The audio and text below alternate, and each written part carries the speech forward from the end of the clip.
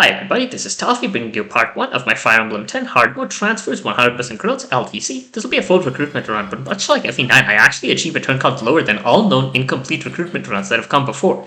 The first few maps are pretty short, so I'll cover some details about the run later. Let's jump straight into one prologue. We start off with just 2 units, the Lord of the Dawn Brigade Micaiah and Edward, the first Jacob of this army. That sounds like a joke, but is only partially so. The enemies on this map have especially low luck, which is why Micaiah could open with a critical hit to clear Edward's path. Enemy luck stats are generally high enough that it is difficult to pull crit on them without help from a skill, support, or weapon. Getting that enemy out of the way turn 1 is important to let Edward charge forward. Micaiah starts off ridiculously frail, but being the Lord, you can be sure she'll be an important EXP target, especially given she uses magic.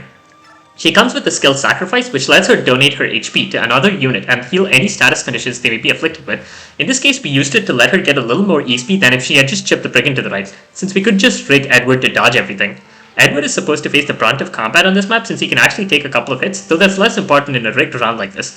What Edward does have is the Myrmidon class's crit plus 5 skill that will let him pull displayed crit on basically any enemy in the early Dawn Brigade maps, making him the most explosive combatant.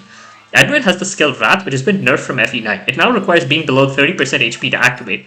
Edward doesn't need it to pull crit on anything during his period of relevance. While Edward's not really a long-term unit, we do want him to hit some stat benchmarks for some immediate maps. Specifically, we want him to gain 2 level ups before the end of the next map so he can handle the boss. We also need Micaiah to gain a level up here. Since EXP gain is rather slow at this point, we want to maximize chip EXP on Edward and Micaiah instead of having them just crit everything to death. As you can see, Edward can bait over the boss as early as turn 3, but he needs 2 level ups to actually one-round him, which is not feasible on hard mode given the reduced EXP payout, which is what forces us to 4-turn this map at best. Though as you'll see, a full recruitment run would need to 4-turn this map anyway. On turn 4, we're greeted by Leonardo, who makes it in the nick of time to avoid slowing us down. Archers don't have a great track record in non-Valentia LTCs, but FE10 is going to be a bit different. He will of course contribute to the many shove trains in the Dawn Brigade, but he actually needs to be trained to save a turn in 1E, so keep an eye on him. In hindsight, since I'm doing full recruitment, I could probably have routed out Edward's EXP requirements and tried to get more EXP on Micaiah, or possibly even a kill on Leonardo, but the AI in this game is notoriously fickle, so I didn't want to deviate from my planned route. That will be 1P in 4 turns.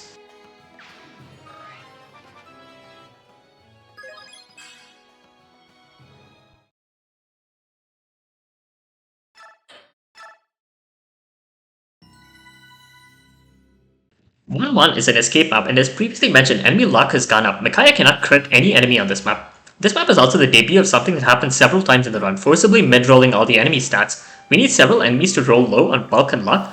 We're joined at the start of this map by Nolan. Nolan is supposed to be an upgrade to Edward with more raw power and bulk. However, when we're rigging, Edward is the better unit because he can actually double a lot of enemies and can crit them to death. This soldier guards a village that gives us a hand axe, which we'll need in the future, so we needed him to roll low on bulk so Nolan and Micaiah could team up to kill him, which is what Micaiah needed to level up in 1P for. Micaiah's terrible base bulk will get him to go for her on enemy phase. Similarly, the enemies on the right will be fed to Edward, again thanks to Nolan's bulk. Crit killing those 2 enemies will permit Edward to gain his 2nd level up to let him actually kill the boss at the end of the map. Edward goes into worst biorhythm on turn 1 enemy phase, which is cutting into his avoid. Before I forget, I should mention that Leo has cancel, a proc skill that can prevent an enemy from counterattacking, but that's not of much use since it only works on player phase. Nolan comes with the skill Nihil, which negates all enemy skills in combat. Clearing out the soldier turn 1 permits Nolan to visit the hand axe village. The enemy Leo kills needed to mid-roll bulk and luck for Leo at base to be able to 1% crit him to death, kickstarting his training arc. With the turn 1 rescue drop, Micaiah can just walk to the right escape point, but we ambitiously are going to kill the boss to grab a steel sword, and hence Edward shoves Micaiah to boost her an extra square. If Edward had not gained HP and defense at his first 2 levels and had been brought to low HP, the damage fighter would actually go for him instead of Leo, despite the latter's inability to counter, which would be some precious extra EXP on Edward for his job in 1-3 in incomplete recruitment. But I didn't do that since the 1 point of EXP Leo gets for being attacked is technically more valuable to me. The strategy of training Edward to grab the steel sword itself can probably be foregone in full recruitment, I just didn't want to read out everything. The soldier Leo clears out turn 3 also needed to min-roll luck for Leo to be able to 1% crit kill him. With 2 level ups, Edward can one-shot the boss with an Iron Sword crit. These 2 level ups are also needed for him to actually double the boss, which is why he needed all that EXP to kill him. Edward exactly hits Sea Swords, letting him use the new Steel Sword he grabs, and that'll be 1-1 in 3 turns.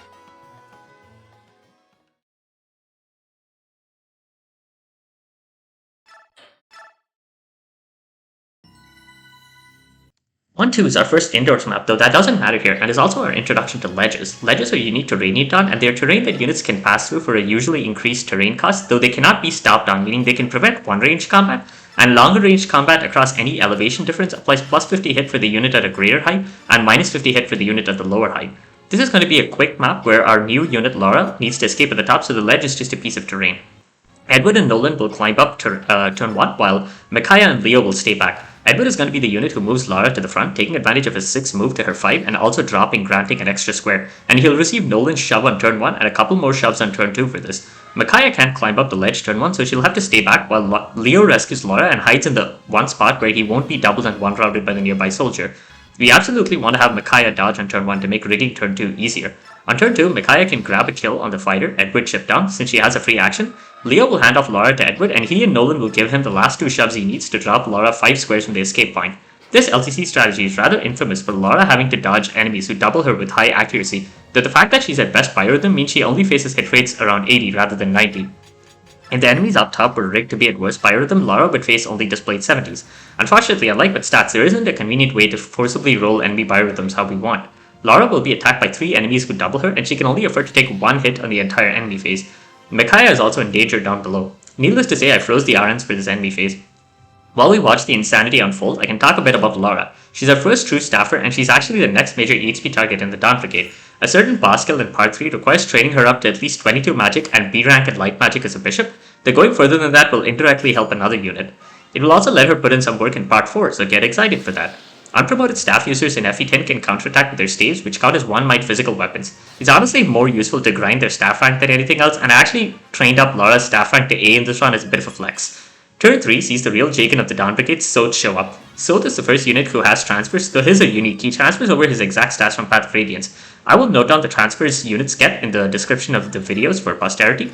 Soth's stats far outstrip everybody else in our army since he basically has base 20s across the board, and he's the most mobile unit in our army with 7 move, good terrain properties, and being light enough to be shoved by basically everybody.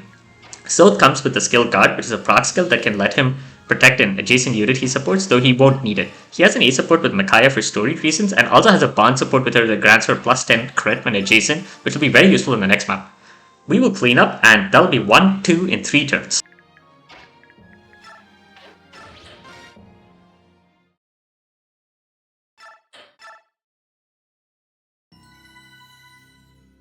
(1-3) is another escape map, though we're back to Micaiah having to be the key unit. There are a couple of yellow units who we can give generic instructions to, and we are also joined by a mage clad in yellow, Ileana. Ileana is our first anima mage, though this game is much more hostile to magic users since enemies have much more resistance, while tomes still have the dinky might they do in FE9 and the lack of forgeability of the higher grade tomes. This game is also very long and very stratified, so Ileana will just be a short-term unit. Here, she gets shoved a couple of times to get to a specific spot where she can kill the archers on the other side through the wall to keep them from interfering later, and because Ileana does need to grow her bulk for the next map, she comes with the skill Shade, which reduces enemy targeting priority on her.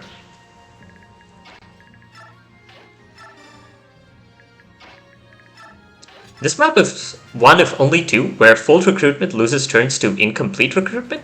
There's a recruitable soldier, Aran, who will show up on the left on turn 2, who is recruited by having Lara talk to him.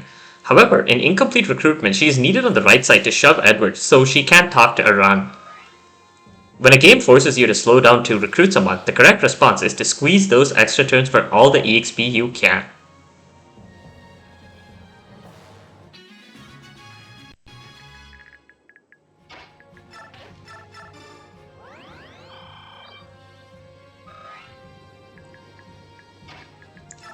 The hand axe we obtained in 1-1 one-shots the door thanks to effective damage, and while Nolan takes care of it, he also hands off Micaiah to Soth, who will drop her 5 squares from the seize point.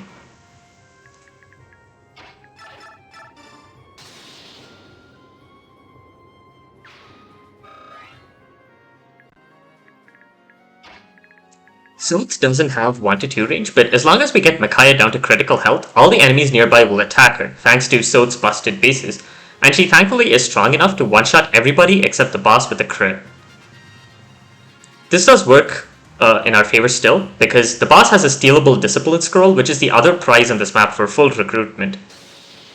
Up north, we also get more EXP on Leonardo and Lara.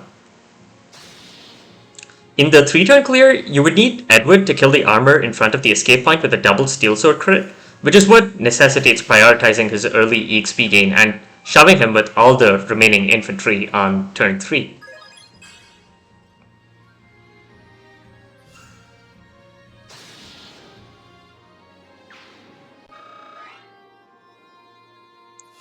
For that strategy, what you'd do instead of what we do here is you would have Leonardo pick up Laura and hand her off to Edward as he shoves Soth for the first time, and then Edward would move forward and drop Lara. That way, you could get all the shoves in with Ileana, Lara, Leonardo, and Nolan on Edward, so he could reach the armor.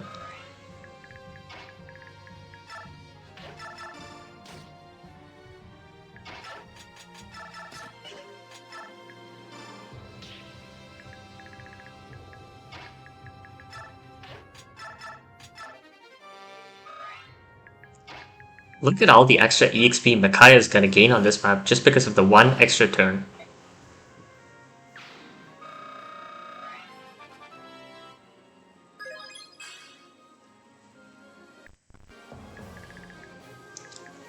Up north, Ileana could theoretically farm more EXP if I had moved her forward more aggressively, but it wouldn't have mattered in the long run, and for certain technical reasons this was easier to do in a recorded clear.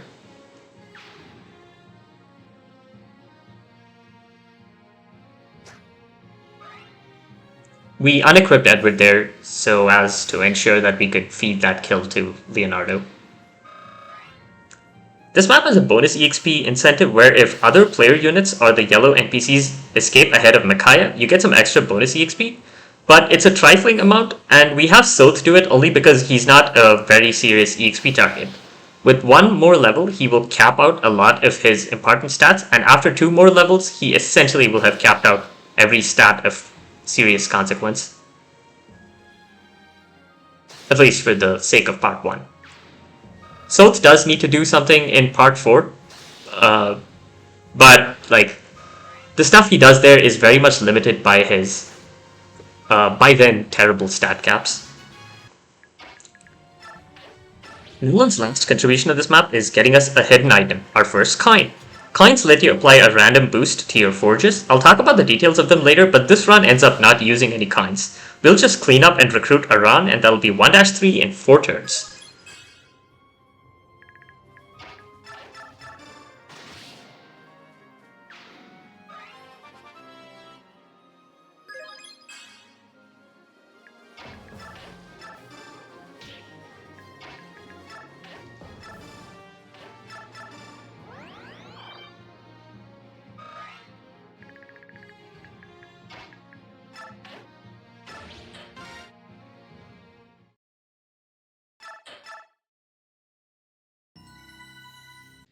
One 4 is our next route map and is Micaiah's first battle with Laguz. We get access to the base, unlocking many features. We can manage supports, which in this game can be built between any pair of characters, albeit with some slight differences in the rate at which they build. Leonardo is an important unit in this regard, as with his water affinity, he's one of very few units who can give others in the Dawn Brigade an attack boost. This game also lets us move skills around between units, unlike FE9. Skills usually do not cost capacity on the units they come equipped on. The new discipline skill we obtained last map is actually not that useful for now. It doubles weapon EXP gain but can only be equipped on Bayark. In the shop we can see the bargain section, which features gear that is available only on this map. We buy the Mend for Laura and the Hand Axe to add to our collection since they're not freely buyable in part 1. We can also finally start building out bonus EXP. For now, Laura basically has a monopoly on our bonus EXP reserves. Bonus EXP levels give level ups with exactly 3 stats unless we've capped most of our stats, so we have to choose which ones we want. Laura needs magic and speed, and I let her third stat from Bex levels add more bulk. Skill would be a reasonable alternative. I generally cheaped out on shopping and forges during the earlier parts of the run to avoid possibly needing to go back and redo things, and that occasionally makes clears dumber than they need to be. If I bought Soth the Beast Killer by selling his card, he could have had a better time in some maps, and I do eventually buy one, so it wouldn't even have been a needless expense. Moving on to the Laguz, they've been changed significantly from FE9. Now, each class of Laguz have a transformation gauge with its own properties, and Laguz transformation works by doubling untransformed stats. Untransformed Laguz can counterattack but cannot initiate attacks themselves. They also tend to have lower luck. Laguz count as double their level when transformed, so there's an incentive to face them at their full strength. Right now though, we're moving too fast and our units are a bit too weak, so we'll work with what we can get. We got the Leonardo Nolan C support to let him one-shot that wall with the hand axe. I didn't talk about Aran earlier because he's just a filler foot unit for the Dawn Brigade. He mostly contributes as a shout bot, and since he's present, he helps free up other units to farm more EXP. The other new unit is Meg, the sword armor. She comes with the fortune skill, which blocks crits and sells for a fortune. She's just an extra infantry shover. This is a desert map. There is some terrain that is difficult for non-mages to walk through, and there are several hidden items to pick up. Ilyana will cover the top and top right parts of this map, Micaiah will cover the bottom and bottom right, while Soth will handle the top left. You could see the high EXP payouts transformed Laguz give on turn 1 enemy phase. On turn 2, Micaiah will pick up the Master Seal, which lets tier 1 units promote at level 10 or higher. The Dawn Brigade are the only army who have tier 1 units, and this first seal has Ilyana's name written on it. Edward needed the turn 1 shot to reach that spot to get that untransformed tiger he just killed on turn 2 to actually move towards him on turn 1. We have to skip the Beast Foe skill, which is a hidden item near where that tiger started, but Aran can at least pick up a coin. Thankfully, the top left boss charges on turn 1, and since he didn't transform, he's lined up perfectly for Leonardo to kill him with a double crit for a nice bag of EXP. Ilyana marches over to the right to snipe one untransformed cat, and Soth's free action on turn 2 lets him get the 3000 gold chest.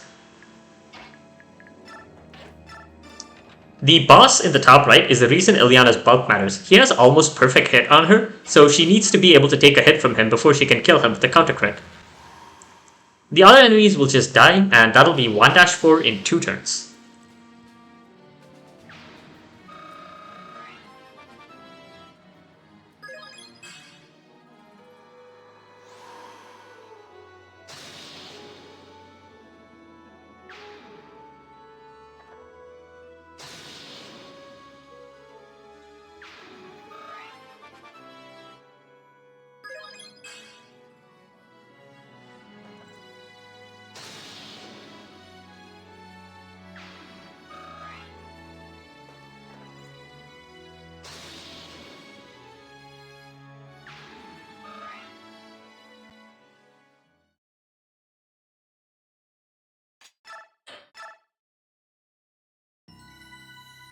One-5 is our first defend map and will finally break up the pace that we've been rushing through the early game. As mentioned previously, Leonardo is an ideal support partner in the Dawn Brigade with his attack boosting affinity, and now that the immediate needs of Nolan have been satisfied, he will start befriending Lara as a long-term project. It's not strictly necessary, but any extra attack we can stack onto Lara will indirectly permit another unit to grow more stats. We're joined by a new unit, Volag, a wolf who's our first Laguz. Volag is special in that he's forced to equip the Wildheart skill for all of part 1, and it actually does cost him skill capacity. This leaves him half-shifted, which means his stats are 1.5x his untransformed stats instead of the usual 2x if transformed Laguz. But his Laguz gauge stays locked at 30, at least for the duration of part 1, similar to the Demi ban from FE9. Volag in part 1 is actually special with respect to his gauge. In later parts of the game, units with Wildheart still deplete their Laguz gauge and can be forced to detransform. They simply have the option on player phase to reset their gauge back to 30 when half-shifting. Volag also comes with the skill Hull, which is just money when sold as far as we're concerned. It's a proc skill that lets him stun an enemy who attacks him at 2 range. One new addition to this game is a weapon rank for Laguz, Strike. It starts from A and can go up to SS, and higher strike ranks increase the might of Laguz's claws, talons, or whatever other weapon of choice they have. Given how strike rank grinding requires a real commitment, we will never actually climb a strike rank level in this entire run. Laguz are highly mobile, and Volag will do plenty of things with his 9 move for the Dawn Brigade. 1-5 is also when we first forge new weapons. Forging lets us buy a custom copy of standard weapons while spending gold to adjust their parameters. We forge an iron bow with extra might and a little extra crit for Leo to use to kill enemies as he continues to train, and an iron knife for Soth to give him a 1-2 range crit option. We only forged 2 might on the knife since, as previously mentioned, I was as cheap as I could get away with being. We also forged Micaiah a crit light tome with a little extra might to solve her issue pulling crit on human enemies without her bond support ever since 1-1. Ilyana promotes to gain a point of movement, more skill capacity as a tier 2 class, and importantly an extra point of con, which will let her shove Soth. The formation we adopt for turn 1 enemy phase ensures that the enemies in the front will be funneled into Micaiah, who can crit them with her new forged tome, and will make the fire mage in the north attack Leo from 2 range, taking advantage of the enemy layout and him moving early in the movement order.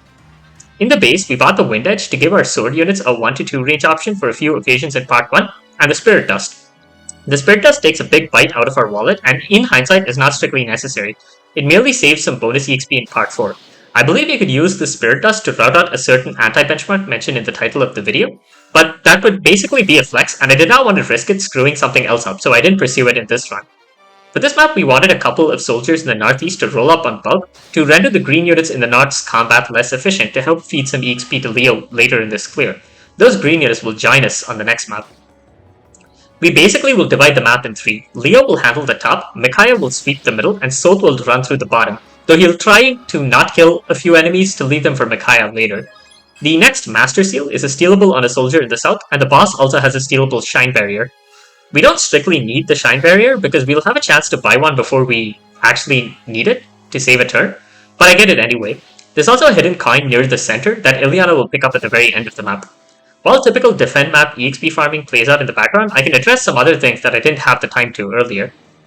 As usual, I have several people to thank for helping with the making of this run.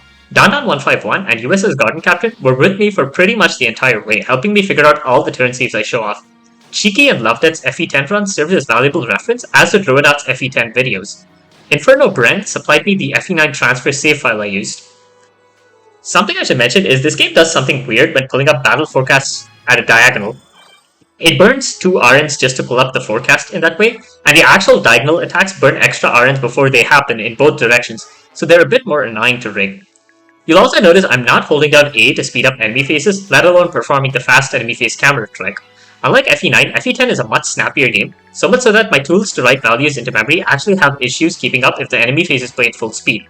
As with FE9, I'll be writing RNs into memory and hacking weapon hit crit as needed to rig within theoretically legal boundaries. Although enemy AI in this game does factor in crit, so it's usually only safe to change weapon hit crit on player phase.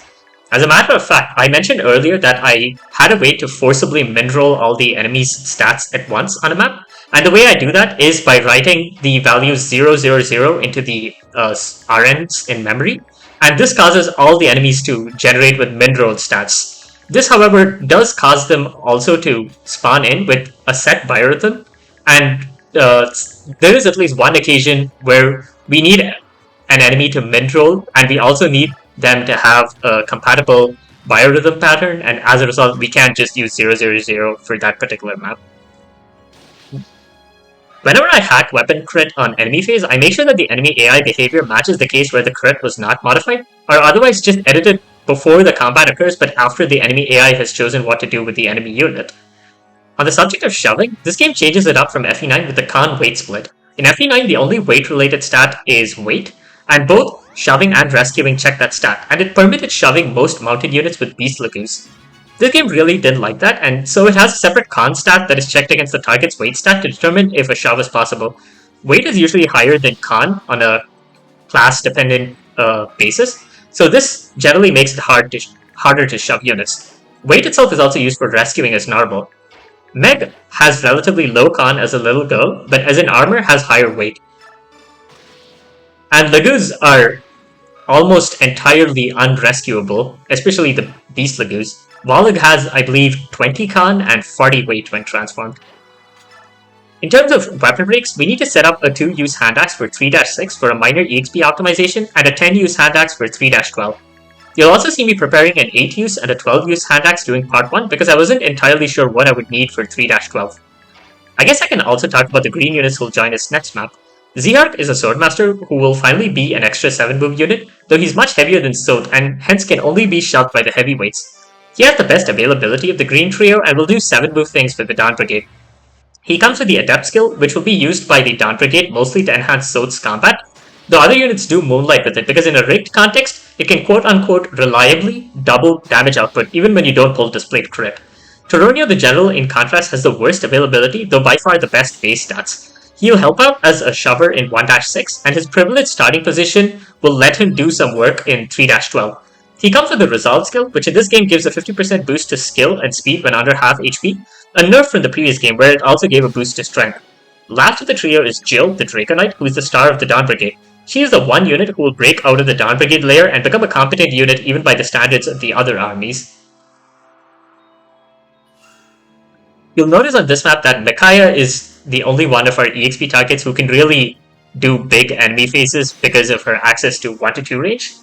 Even Leo will get to kill a few enemies on this map on enemy phase, but generally it requires very specific setups. And Laura at this point still cannot fight. Something you might also have noticed is the fact that I've been putting discipline on Laura. The reason for that was just a flex. I wanted to show that Lara could hit A staves in the Dawn Brigade, and nobody else in the Dawn Brigade actually cares about their weapon rank enough to want discipline on them. In incomplete recruitment, you would want Micaiah to eventually hit SS Light, but you don't have access to discipline in incomplete recruitment. And in full recruitment, it is sufficient for Micaiah to hit B Light for like the very end of the game. So as a matter of fact, I don't even think you need to care about grinding Micaiah's light rank for that, because if I'm not wrong, her tier 3 class would get her up to A light automatically. I'll let the rest of this EXP farming play out, and that'll be 1-5 in 6 turns.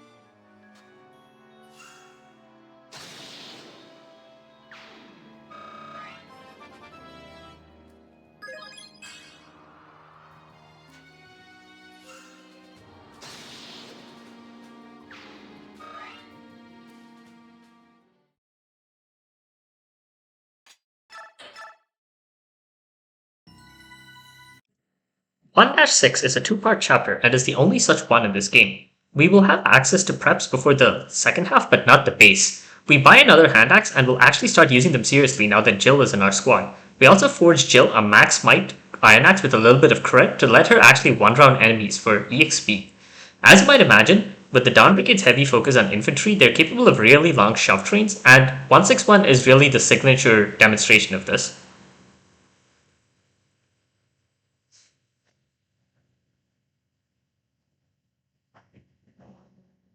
We loaded up Jill and Micaiah's inventories to perform a convoy warp, though in hindsight, Jill didn't really need to pull that off. It was only Micaiah who accomplished anything with the convoy warp. Aran's existence here is not strictly necessary, but it will indirectly permit Lara and Jill to gain more EXP. In incomplete recruitment, you'd have to make up for Aran's turn 1 shove by having Zihart cover for him, and then Volig and Jill would rescue drop Zihart forward. And Lara would cover for Aran on turn 2. 161 is a route map, and a priest in the northwest is the furthest away enemy who needs to be eliminated on player phase. We shove Soth a total of 7 times on turn 1, basically an entire length of his movement, so he can take up position at a very specific spot.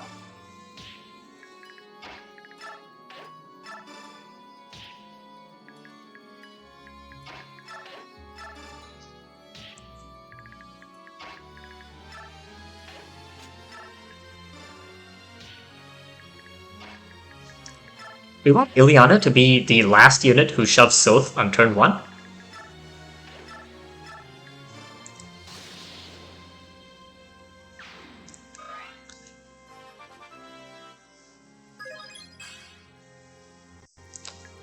Soth to leave the armor that is currently 2 squares to the left of him alive, but kill the other one on enemy phase. That's because if this armor actually died, then the archer who is visible on screen in the top left would charge at us, and we don't really want that.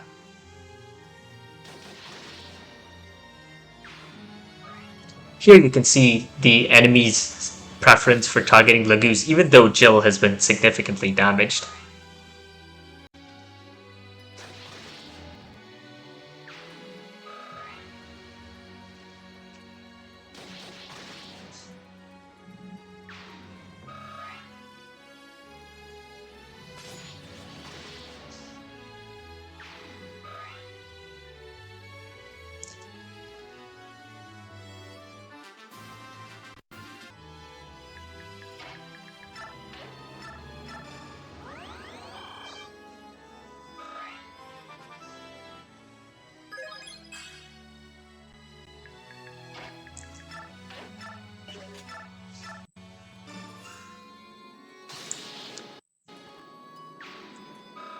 Leo hits C bows there, which will help him more efficiently farm EXP in 1-7, but is not strictly necessary. He needs C bows for one endgame, but his promotion will guarantee he reaches that in any case. We wanted the... yeah, I already covered that. Chu grabs the arm scroll. We only need 1 in full recruitment for the Dawn Brigade, but we need 2 in incomplete recruitment due to the lack of discipline there. To reach the critical priest, Soth needs to be boosted 3 more squares. Zihart and Volig can get him 2 of those squares, and for the last one, we will shove train Ileana forward on turn 2. Ileana's access to 1-2 range, competent combat, and shade will ensure that the enemies attack the right units. Micaiah will be off covering the top right.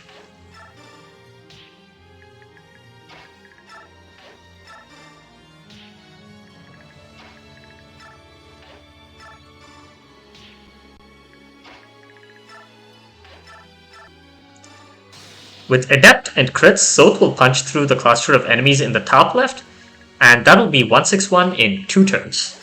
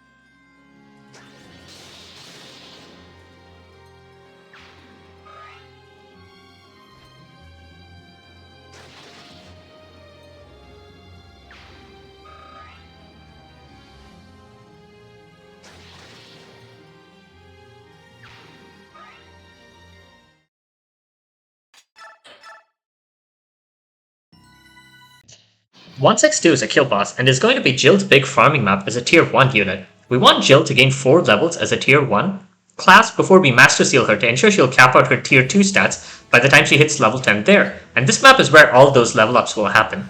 We also care about a side objective, obtaining our 3rd master seal, which is a hidden item in the northwest, and getting to it before we finish the map will require more shove training, and somewhat thankfully will not interfere with Jill's training.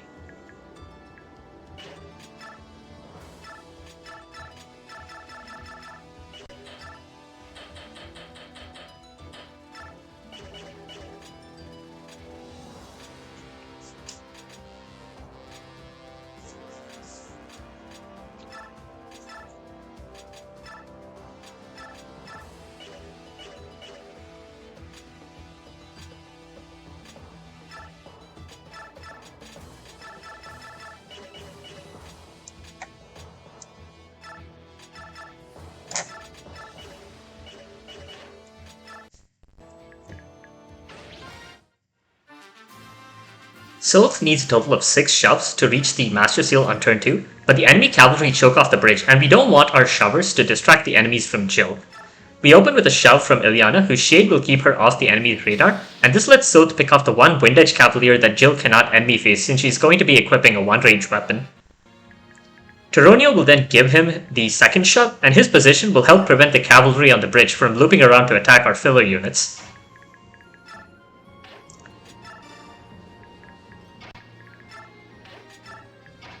In preparation for turn 2, we will also get Micaiah into the river.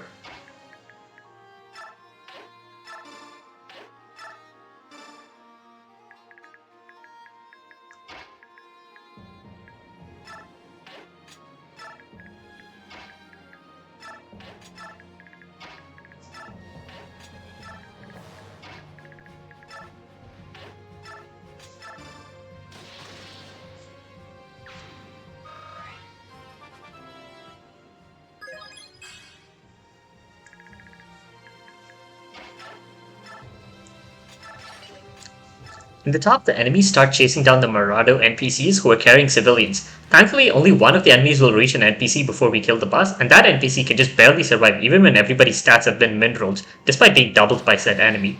We set things up so that for almost all the enemies near the start, all their alternative targets to Jill are much stronger and bulkier, funneling them all into her. One fighter in the bottom will go for Laura, but Jill doesn't need him to complete her 4 level ups. While this enemy phase plays out, I can talk about a new unit who joins at the end of the map, Fiona, who is currently the leader of the NPCs to the north. Fiona is a Lance Knight and the first Cavalier we get access to, but this game is not very friendly to cavalry, and Fiona's bases are really bad compared to our primary EXP targets. She comes with the skills Imbue, which restores HP equals magic on units who don't typically use their magic stat for anything else at the start of the turn, and Savior, which eliminates penalties while rescuing a unit. All she'll do as a player unit in this run is help with 1 rescue drop and throw a javelin at 1 Legoose.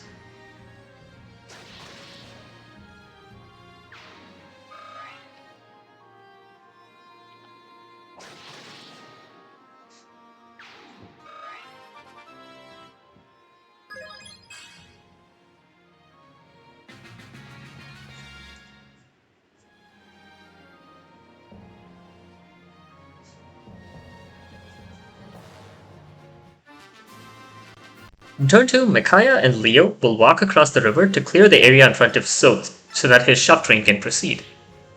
This does require the both of them to get shoved once on this turn though. And you might have noticed my inputs on turn 1 while moving the filler units to the left were a little hesitant. That was because I was trying to remember who needed to go where so that they could complete their actions on turn 2.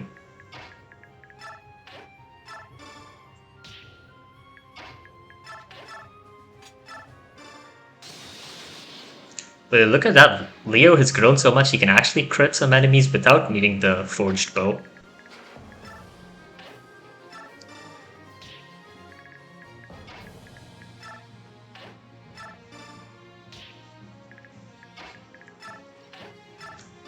The 3 Cavaliers on the left, unfortunately only one of them will go for Micaiah, the other 2 will go for Volig and Edward. Jill flies up to pick off a priest and is in range of the large number of enemies that constitute the boss's personal squad. She needs to use a hand axe to mop up the 2-range and 1-2 range enemies, and this will leave a few enemy cavaliers alive due to them being too bulky.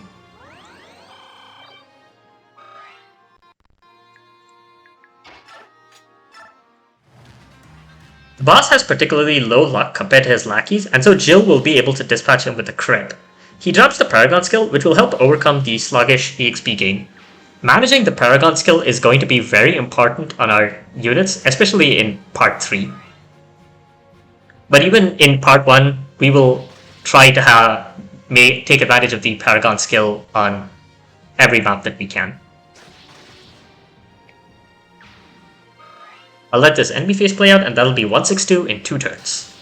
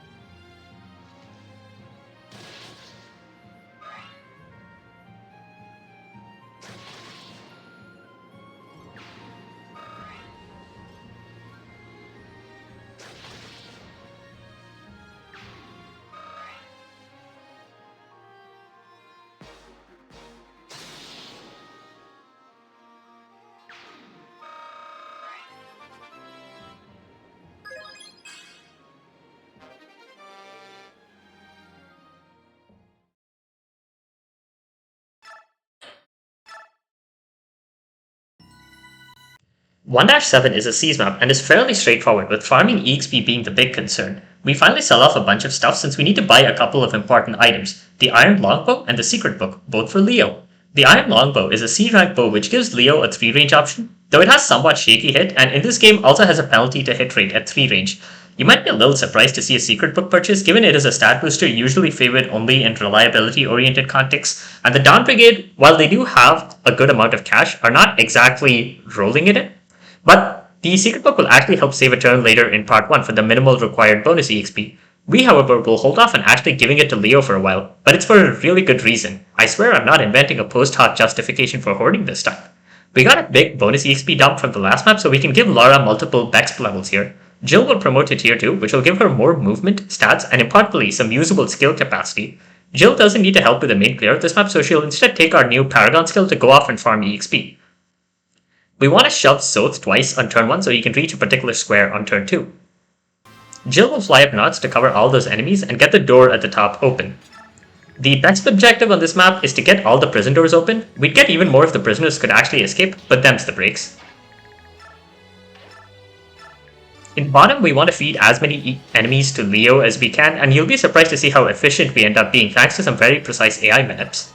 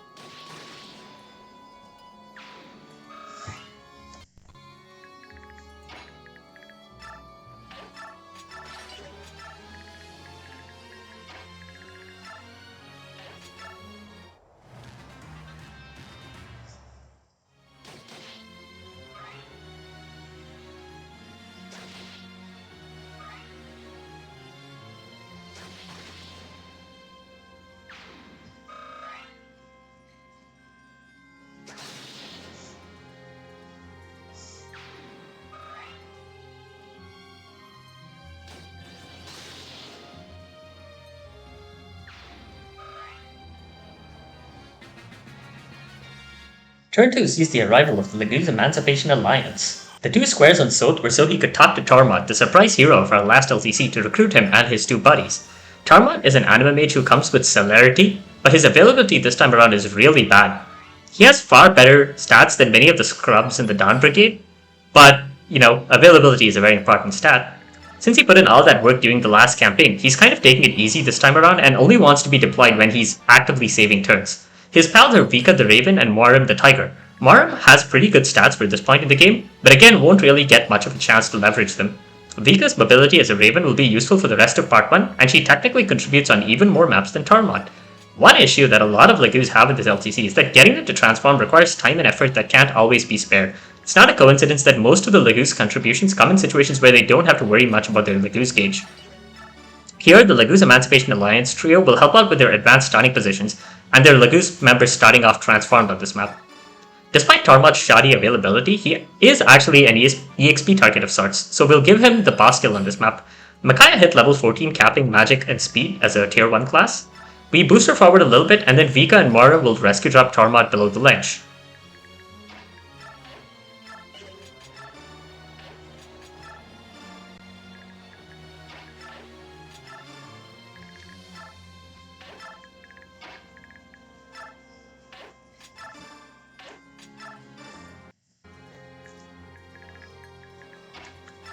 With enemies mostly being tier 1, tier 2 EXP gain is pretty bad, but Paragon will help Jill squeeze out a couple of levels.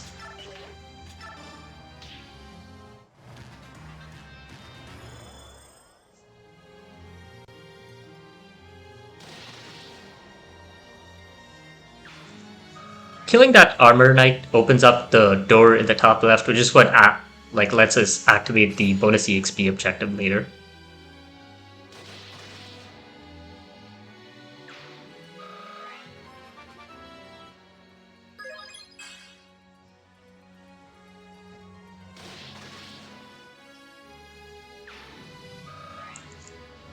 We intentionally left Soth with the Bronze Dagger equipped so he would spare both enemies in the bottom right, and so the mage would attack him from 2 to the right. Similarly, Volig's position was chosen to ensure the Fire Mage would attack him from 2 to the north of him. Tormod needs to kill that mage up the ledge on enemy face to clear out the way.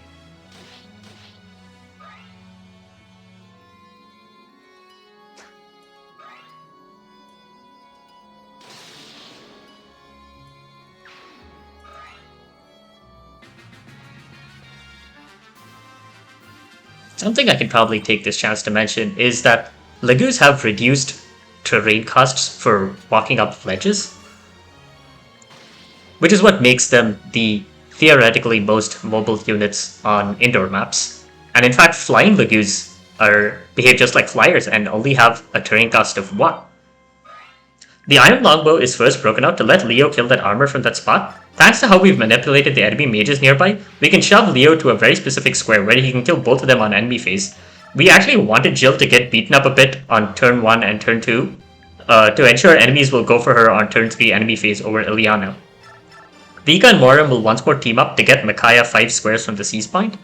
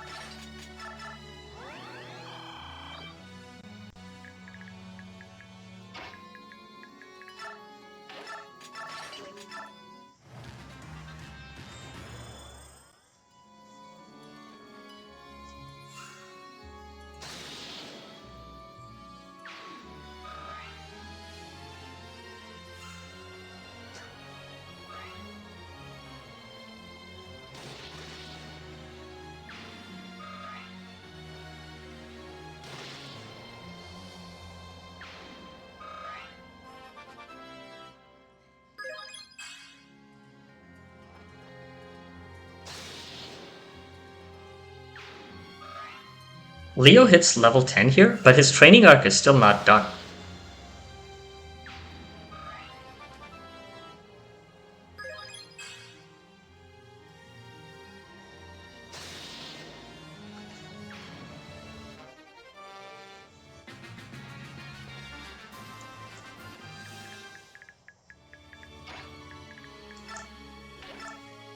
On the last turn, we get all the prison doors open and Tarmod will kill the boss. Vika will pick up our 4th and final Master Seal. We thankfully get exactly enough Master Seals, so we don't need to burn money buying them. And that will be 1-7 in 4 turns.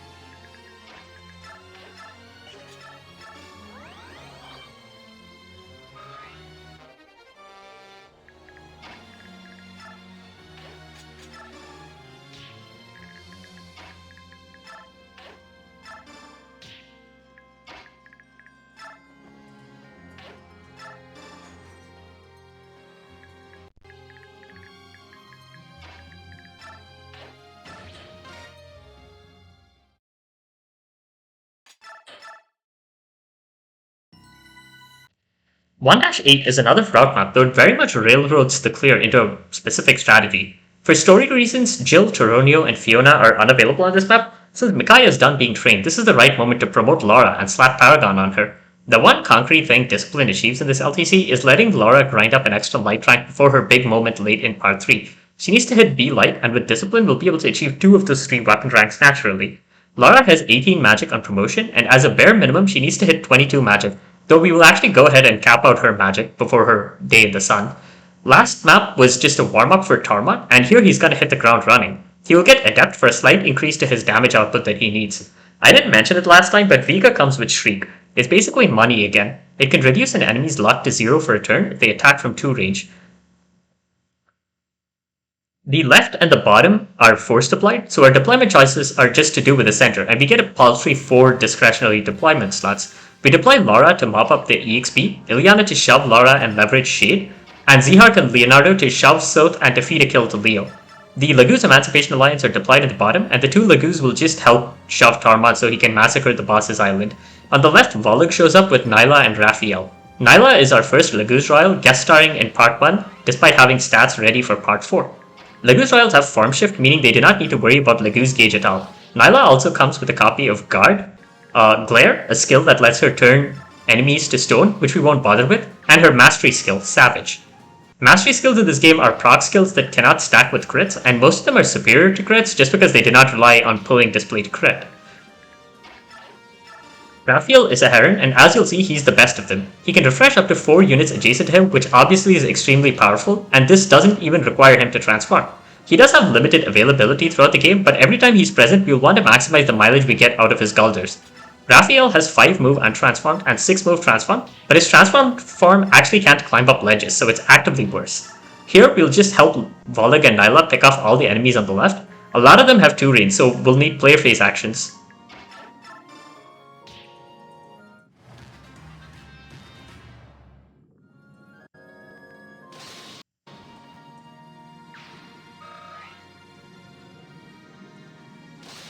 I think I might have mentioned this earlier, but the reason why we don't want to slap Adept on a unit who's trying to grind weapon EXP is that the extra hit afforded by Adept does not grant weapon EXP.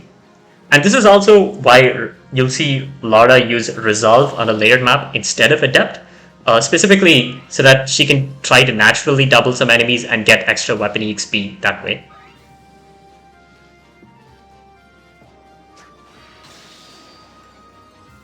You can also see here how Muarim and Vika starting off untransformed instantly makes them much less useful than they were in the previous clear.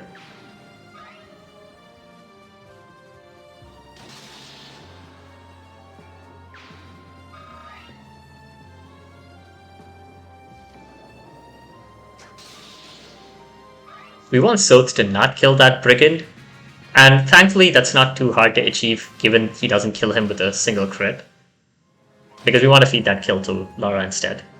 The reason we gave Soth celerity is so he can pick up a hidden arm scroll in the top right with his better terrain properties, though he does need a couple of shoves turn 1 to actually get to it. The one passive enemy in the boss's area is the Priest, and he has enough luck that Tormod can't naturally crit him, and enough bulk that Tormod won't two-shot him. Micaiah and Ilyana will shove Lara on turn 2 so she can cover the enemy's Soth and kill.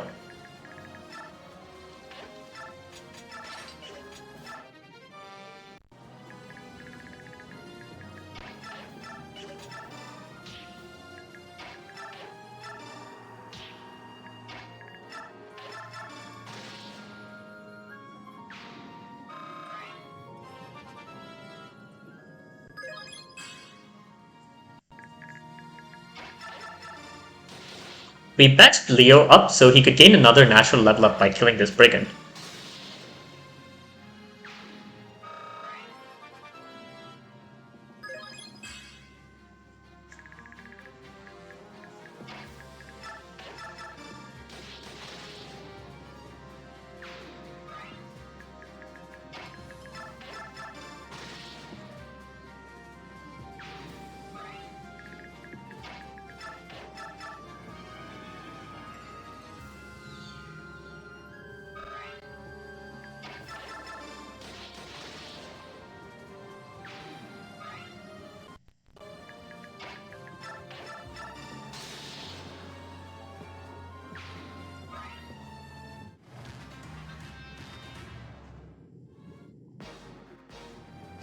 With the turn count riding on his shoulders, Tormod will show off how he's secretly Tar God and is just taking it easy so everybody else gets a chance to shine in this LTC.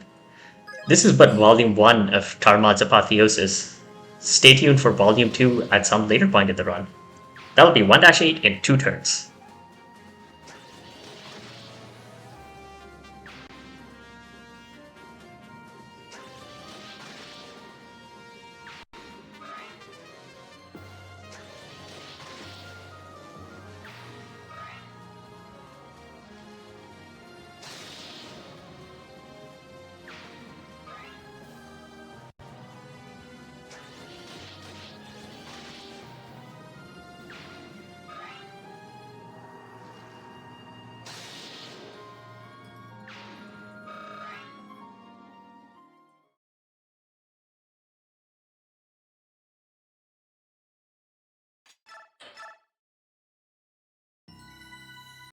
One-9 is the map Micaiah's training was really prioritized for. She does do other things later on, but this is really her biggest test.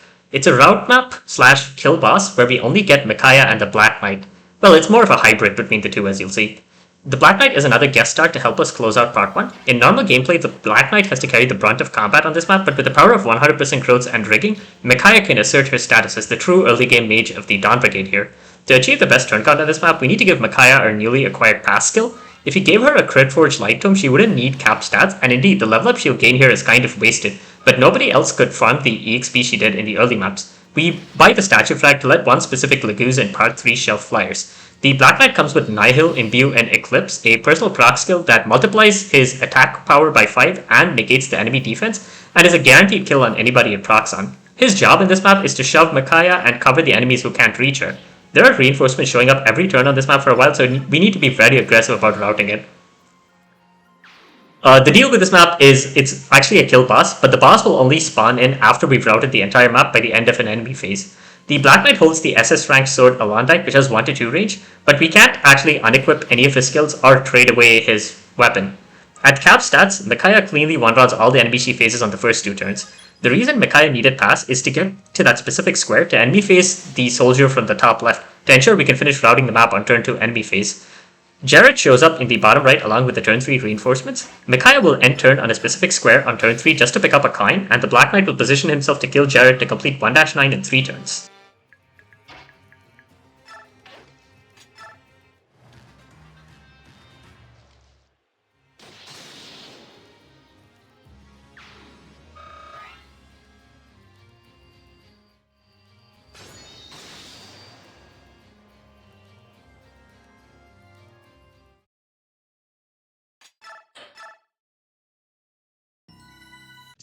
I promised the viewers several brand new turn saves in this LTC, and it's time I started making good on that promise. This is a turn save originally theorized by Robodath, though the details were never written down anywhere and had to be rediscovered. We obtained Micaiah's PRF Thani from a base conversation. It is basically a standard FE Lord's Rapier, but as a light magic tome. We bet Leo up to level 12 to cap out his skill and gain an extra point of luck before using our final Master Seal on him. Yes, this is Leo's moment in the spotlight. We will give him a secret book after that to add an extra 2 points of skill. We'll also buy Vika and Olivigrass. Olivigrass gives a Laguz 15 gauge when used. It's a poor man's Laguz stone, but the Dawn Brigade don't have any other means of accelerating Laguz, and we need it for this clear. Since this is the final map of Part 1, we need to make preparations for future parts. Ileana will eventually join the primary army of Part 3, the Grail Mercs, so we want to load her up with useful items and skills they can make better use of. We'll give Ileana the Brave Sword, Hammer, Blue Gem, Paragon, Pass, and a Max Might Forged Light Tome in her inventory on top of her Elf Thunder Tome, and equip Celerity and Savior on her. The Light Tome Forge might seem a little weird, but we actually will not be able to forge Light Tomes again until well into Part 4, and the Grail Mercs do need a forged Light Tome for one particular strategy that I'm going to be showing off. Not forging crit on it was a case of me cheaping out, though as you'll see, it mostly gets used in conjunction with the Wrath, so it isn't strictly needed. We also forge a Max Might Light Tome with some crit for the Dawn Brigade themselves to use in Part 3. The key to this return clear is to maximize Raphael's usefulness while also pulling out all the stops to clear the way. There are two real paths through the bottom part of the map, the ledge-filled narrow corridors of the center and the staircase on the right. The path through the ledges is technically shorter, but it is difficult to make good use of Raphael, so we will run through the right instead. For Raphael's first dance, we want to refresh Jill, Zihar, Volok, and Nyla carrying Vika. We also want Ileana and Laura to end their turn fairly far forward, since they need to perform a job as infantry on turn 2.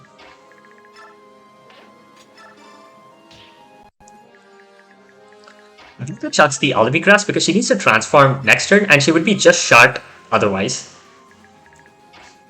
We need to deploy the Black Knight on this map for a character recruitment at the very end of the game, so he'll just help out as a filler infantry with monster stats.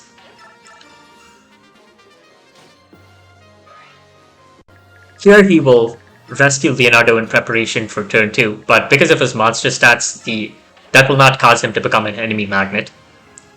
Technically, what Jill does on this map can be replicated by promoted Fiona, but as you can imagine, Jill is the much better candidate for the job. The reason we wanted Zihar to be part of the 4-way dance was so he could kill the armor on the staircase with the double wind edge crit. Notice the atrocious hit rates. The boss has 3 leadership stars and Micaiah has none. In fact, this clear pushes hit rates to their breaking point. Having Celerity on one of our lead units would probably have massively simplified things, but it has to be on Ileana to go to the Grail Mercs, so she'll just use her mobility to take a worse deployment slot and get shoved. Jill's Canto lets her rescue drop Raphael forward to get him closer to where he needs to go on turn 2, while Nyla drops Vika on that spot so she can get attacked to fill her gauge and be part of the turn 2 dance formation.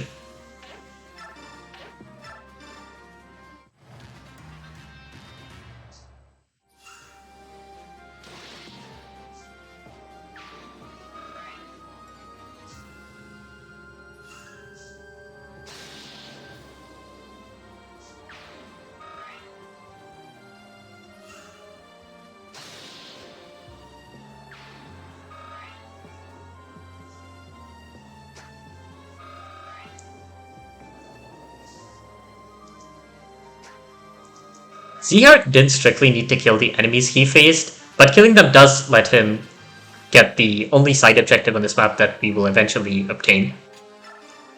Jill is sadly 1 square short of being part of the turn 2 dance, but she can at least scoop up some EXP along the way.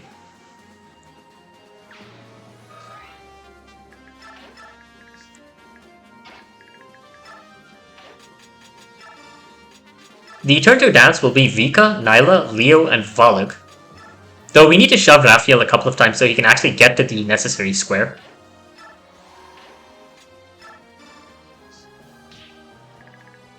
There are a couple of mages in the way of Vika and Nyla can at least pick off the first of them while getting into formation.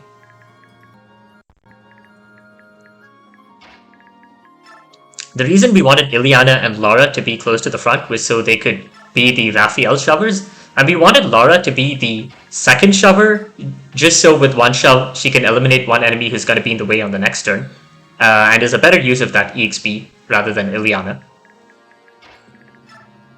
Far back, Soth picks up Micaiah for an epic rescue chain on the next turn. Volug picks off the other mage in the way, so Vika and Nyla can ship him up top. However, you'll notice an archer gardening off access to the door and the top chamber, and this is where the Dawn Brigade's famous archer comes in. With all of his perfect level ups, and the secret book, and min-rolling the speed and luck of that archer, and ensuring that archer would be at worst biorhythm on turn 2, Leo can kill him with a literal 1 displayed hit, 12 crit thanks to the elevation and 3 range penalties combined with the boss's leadership stars. You might have noticed that Jill had Adept and Volug had Resolve. Adept lets Jill kill the one stationary armor with a double Adept proc with the hand axe, while Volug needs a boost to his crit rate for turn 3, and so he needs to have either Resolve or Wrath.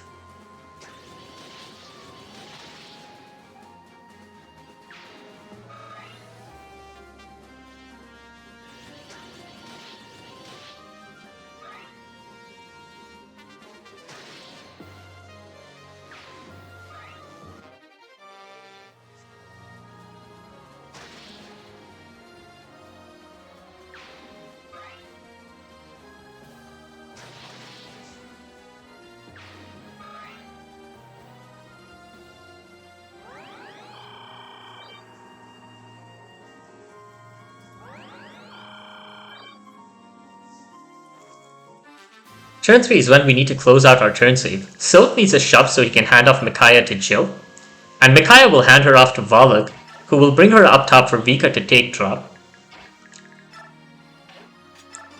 Lara needs that shove in order to kill the thief in the way, and thieves do seem to give a good chunk of EXP, which is why we wanted this kill to go to Lara instead of Ilyana.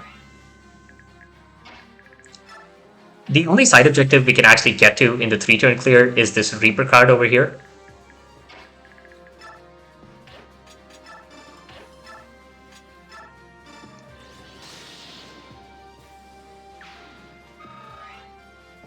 Leo's 7 move and access to 3 range again comes in clutch here, so he can break this door down. And Micaiah, Volug, Vika and Nyla will farm up for the turn 3 dance.